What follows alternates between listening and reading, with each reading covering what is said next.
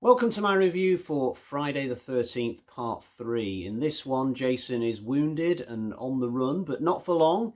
He cuts his hair and takes some spinach to make himself about 10 times stronger than he was in the previous film. Actually, he kills two people at the start of this film who run their own convenience store with a big fruit and veg section in it. I think Jason just chows down on all that stuff after he's killed them and makes himself super strong. He just goes on a big health binge and there he is, ready to go. Jokes aside, though, this is definitely a better Jason than in the previous film that Richard Brooker plays in this time. It's one of the all-time great Jason performances, even though he would only play the character once. Got the iconic hockey mask in play now. And I think the director took some cues from the first Halloween film because he's dressed Jason in a really kind of anonymous, minimalistic look, but it's really effective. Jason looks great under the mask. He looks like a truck's just hit him, which is how the character should look. And I like the way that he moves and walks around in this film. He kind of ambles really slowly during the quieter moments. A good example would be when he's on the pier just after he's killed Vera. And he accelerates when he needs to. When it's a chase sequence or a big action sequences, he will run, and that's quite a scary thing to see. You know, Jason in full flight, actually running, not just walking fast. Now, there is a bit of controversy among the fans when it comes to the flashback sequence in this film, because there's this moment where the final girl, Chris, is recounting a story about how Jason attacked her and tried to molest her in the woods. And some people have said, well, it's a bit out of character for Jason, isn't it? But I don't mind this scene. You know, whether as a human being you're psychotic or not, you know, humans will do things when they're young that they don't end up doing in adulthood. If I told you that I once dyed my hair blonde, you might say, well, that seems a bit out of character for you. And I'd just reply, well, yeah, it's just something I tried when I was young and I don't do it anymore. In the case of Jason, I think he once had these sexual feelings that he decided he wanted to act upon, and rape was the only way he knew how, because obviously he can't talk to women and he doesn't have much of a moral compass. But I think halfway through it, I think he thought to himself, this is not how I pictured this going down, and he didn't really want to do it anymore. I think that's what happened. There's a moment in this film where he takes his mask off in front of Chris as if to say, yes, I remember you from the woods, and guess what? I found something in my life now which I enjoy a hell of a lot more than thinking about your body and the bodies of women just like you. I think that's what that is.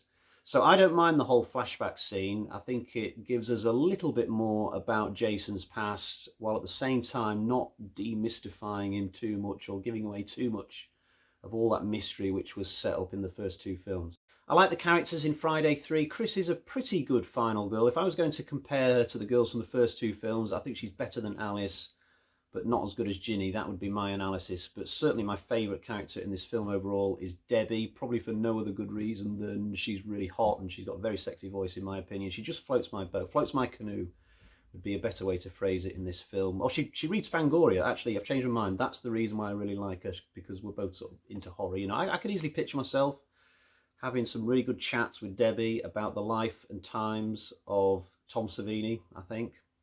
There are no characters in this film which really annoy me, though. That's the most important thing. I think the weakest character is probably Chili. I mean, she's got a great name, but that's about the only thing that's good about her. She doesn't really contribute anything to this film, and when she gets a chance to run at the end, she's all kind of, I wish one of the other characters had gotten that chance to run.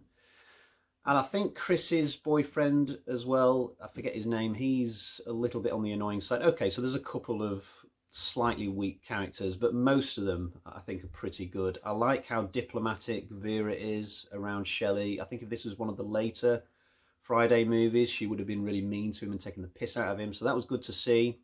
Chuck is pretty good as well. I like the fact that he sort of looks at his spliff as if he's having an orgasm, and I like how he tries to catch bits of popcorn out of the pan. That was a funny little background moment that's easy to miss.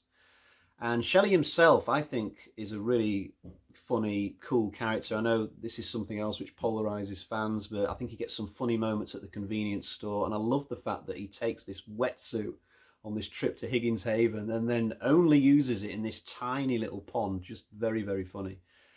I think the Friday the 13th video game took more characters from part 3 than any other game. So they used Shelley, they used Chuck and they used Fox, and I don't think any of the other films had as many of their characters used as this film. So that should tell you something about how much of a classic set of characters this lot are, at least visually. There's not much here in terms of story. For the most part, the usual pattern is followed of people getting picked off one by one, and then we get the big final girl chase at the end. I like that none of the main characters are touched for the longest time in this film. I paused my DVD the other night at the moment Shelley dies, because he's the first one to go, albeit off screen, and 56 minutes have passed at this point in a film which lasts an hour and a half. So the characters are given about as much time to breathe as possible, which is good. I would have liked to have seen more acknowledgement, though, that a bloodbath had taken place in this world just 24 hours earlier. You know, I think the police should have turned up at Higgins Haven halfway through this film and said, look, there's a madman on the loose, you've got to keep your eyes peeled. Maybe it could have been the same cop driving around on the motorbike from part one, or the cop who turns up at the end of part one and starts saying, we didn't find no boy. You know, get some continuity in there. But I think there should have been more police presence around the lake for this film. Maybe they could have been at the convenience store when the bikers turn up. And I don't know if I'm the only one, but I would like to know more about the geography of this lake and where all these places are that we're seeing in these early films. Are we across the other side of the lake from the killing ground of part one, or are we on the same bit of shore and literally just 200 or 300 yards away? You know, I would like to know that stuff. There's a scene in Tremors where Kevin Bacon grabs this map off the wall, slams it down onto a table, and starts pointing out all the locations that the worms have passed through in relation to where the characters currently are at this point in the story. I'd like someone to do that in Friday Part 3. I'd like someone to just get a map of the lake, slam it down on the table, and say, you guys have got to wake up. The original killing ground is there. The counsellor training session's there. He smoked those two people at the convenience store there. And we're here. He's heading right for us. I'll also say that I would have liked it if the bikers had been forced to work with Chris's group against Jason in this film, rather than just kill them all off in the barn without the two groups ever coming together. I guess if they were going to do that, though, they would have had to have changed the whole fabric of the script. But it would have been nice to see at least one of the bikers survive the initial assault at the barn, to then be with Chris's group for a while, and maybe they could have tried to warn the group about Jason and no one would have believed them, etc., etc.